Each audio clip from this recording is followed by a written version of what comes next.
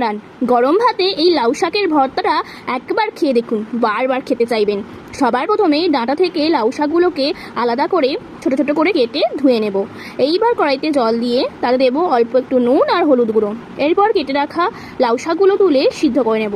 শাকগুলো সিদ্ধ হয়ে গেলে শাকগুলোকে ছান্তা দিয়ে ছেঁকে তুলে ভালো করে জল ঝরিয়ে নেব। এইবার কড়াইতে সর্ষের তেল গরম করে কয়েকটা শুকনো লঙ্কা আর গোটা জিরে দিয়ে ভালো করে ভেজে নেব। তারপর তাতে 3টে ঝিরি করে কাটা পেঁয়াজ কুচি দিয়ে ভালো করে লাল করে ভেজে নেব। এইবার তাতে একটু পোস্ত দিয়ে আবার সব কিছু ভেজে নেব। এইবার একটি থালায় সিদ্ধ করা আলু নিয়ে ভালো করে মাখিয়ে নেব। তারপর তার সাথে জল ঝরানো ওই সিদ্ধ করা শাকগুলো দিয়ে ভালো করে মাখিয়ে নেব। তারপর তাতে একটু নুন দিচ্ছি। এরপর তাতে আগে থেকে ভেজে রাখা ওই শুকনো লঙ্কা, পেঁয়াজ আর পোস্ত ভাজা দিয়ে ভালো করে সব কিছুকে মাখিয়ে নেব। ব্যাস, তাহলেই রেডি লাউ শাকের ভর্তা। রান্নাটা কেমন লাগলো জানাতে ভুলবেন না, আর ভালো লাগলে লাইক আর সাবস্ক্রাইব করে চ্যানেলটার পাশে থাকবেন।